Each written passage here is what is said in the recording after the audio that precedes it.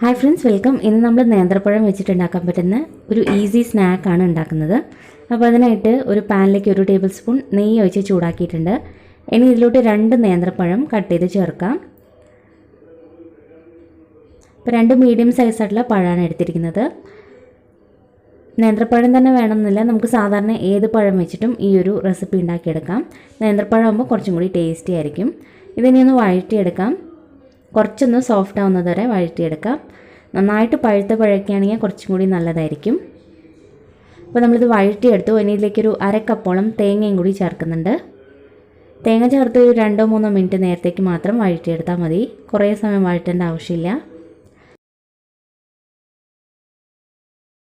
മധുരത്തിന് വേണ്ടിയിട്ട് കുറച്ച് പഞ്ചസാരയും കൂടി ചേർക്കുന്നുണ്ട്. അത് പഴത്തിൻ്റെ മധുരം നോക്കിയിട്ട് ചേർത്താൽ മതിയാവും.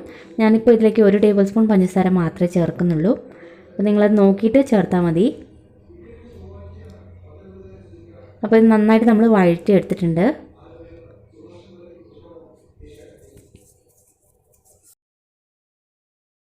ഇനി ഇതൊരു പ്ലേറ്റിലേക്ക് മാറ്റാം, കുറച്ചൊന്ന് തണുക്കാൻ വേണ്ടിയിട്ടാണ്. ഇനി പഞ്ചസാരയ്ക്ക് പകരം നമുക്ക് ശർക്കര വെച്ചിട്ടും ഇതുണ്ടാക്കിയെടുക്കാം. ഇനി കുറച്ച് മൈദ വേണം. ഏകദേശം ഒരു 1/2 കപ്പ് മൈദ എടുത്തിട്ടുണ്ട്. ഇതിലേക്ക് ഒരു നുള്ളു ഉപ്പും കൂടി ചേർക്കാം. ഇനി കുറച്ച് വെള്ളം കൂടി ഒഴിച്ചിട്ട് ഇതൊന്ന് മിക്സ് ചെയ്തെടുക്കാം. ഒരു പേസ്റ്റ് പോലെ ആക്കിയെടുക്കണം. നമ്മൾ ബജ്ജി മാവിൻ്റെയൊക്കെ ഒരു പേസ്റ്റ് ആക്കില്ലേ, ആ ഒരു രീതിയിൽ ആക്കിയെടുത്താൽ മതി. അപ്പോൾ ഈ സമയം കൊണ്ട് പഴം കുറച്ചൊന്ന് തണുത്തിട്ടുണ്ട്. ഇനി നമുക്കിത് ചെറിയ ബോൾസ് ആക്കി ഷേപ്പ് ചെയ്തെടുക്കാം. അപ്പോൾ നിങ്ങൾക്ക് എത്ര വലുപ്പത്തിലാണോ വേണ്ടത് അതിനനുസരിച്ച് ഷേപ്പ് ചെയ്തെടുക്കാം.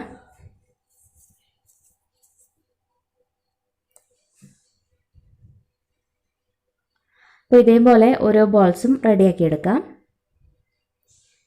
ഇനി നമ്മളിത് ആദ്യം ഈ മാവിലൊന്ന് മുക്കിയതിന് ശേഷം ബ്രെഡ് ക്രംസിലിട്ടൊന്ന് കോട്ട് ചെയ്തിട്ടാണ് നമ്മൾ ഫ്രൈ ചെയ്തെടുക്കുന്നത്. അപ്പോൾ നിങ്ങൾക്ക് വേണമെങ്കിൽ ഇങ്ങനെ ചെയ്യാം, അല്ലെങ്കിൽ നേരിട്ട് ഈ മാവിൽ തന്നെ മുക്കിയതിന് ശേഷം എണ്ണയിലിട്ട് പൊരിച്ചെടുത്താലും മതി. അപ്പോൾ അത് ഓരോരുത്തരുടെ ഇഷ്ടം പോലെ ചെയ്യാം. ബ്രെഡ് ക്രംസിൽ നമ്മൾ കുറച്ച് ഇതുപോലെ ഡിപ്പ് ചെയ്തെടുക്കുമ്പോൾ കുറച്ചും കൂടി ടേസ്റ്റി ആയിരിക്കും. ഇപ്പോൾ ബ്രെഡ് ക്രംസ് ഉണ്ടെങ്കിൽ അതെടുക്കുക, അല്ലെങ്കിൽ പിന്നെ റസ്ക് പൊടിച്ചെടുത്താലും മതിയാവും. ഇനി ഈ ബോൾസ് നമുക്ക് എണ്ണയിലിട്ട് ഫ്രൈ ചെയ്തെടുക്കാം. ഇത് മീഡിയം ഫ്ലെയിമിലിട്ട് വറുത്തെടുത്താൽ മതി, അല്ലെങ്കിൽ പിന്നെ പെട്ടെന്ന് ഇതിൻ്റെ നിറം മാറിപ്പോവും. അകത്തുള്ള ഫില്ലിംഗ് ഒക്കെ നമ്മൾ നേരത്തെ വേവിച്ചതാണ്. ഇപ്പോൾ പുറം ഭാഗം മാത്രം ഒന്ന് മൊരിഞ്ഞ് കിട്ടിയാൽ മതി.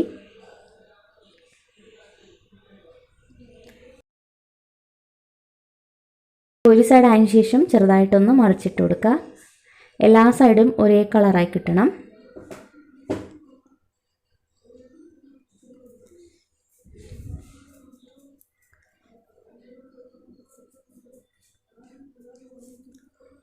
ഇതിപ്പോൾ റെഡി ആയിട്ടുണ്ട്.